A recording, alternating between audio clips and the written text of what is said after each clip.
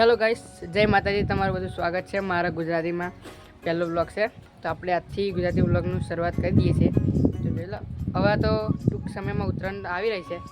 તો ઉત્તરાયણ માટે જુઓ, આ ધાબુ તો કમ્પ્લીટ થઈ ગયું છે. બસ હવે ખાલી ઉત્તરાયણની વાર છે. તો ઉત્તરાયણ તો આવી જ રહી છે. તો મને થયું કે લાઈ બ્લોગ બનાવી નાખું. તો જોઈ લો, અમારા બે ભાઈઓ ખબર નહીં શું કરે છે. હવે જય માતાજી કહી દે ભાઈબંધ. એમ શું આવે છે હવે?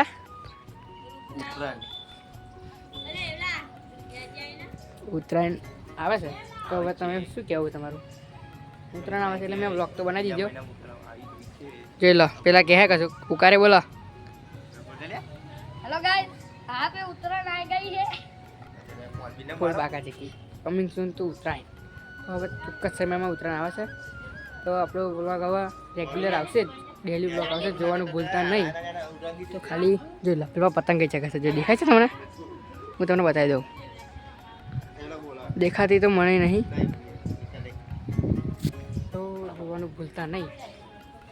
તો શું હું બીજા ગુજરાતી બ્લોગ બનાવું ના બનાવું, તમે ખાલી જોઈ લો.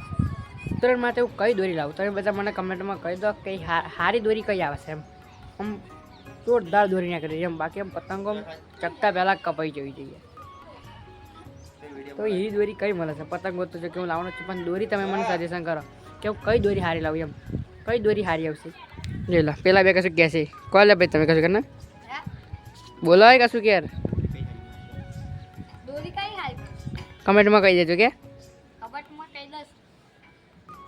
તો જો એ બે તો કહે કે દોરી કઈ હારી આવશે, એમ તમે કહી દેજો એ હારી આવે. જોઈ લો, ખાલી બતાવી દો અમારું ગામ તમને.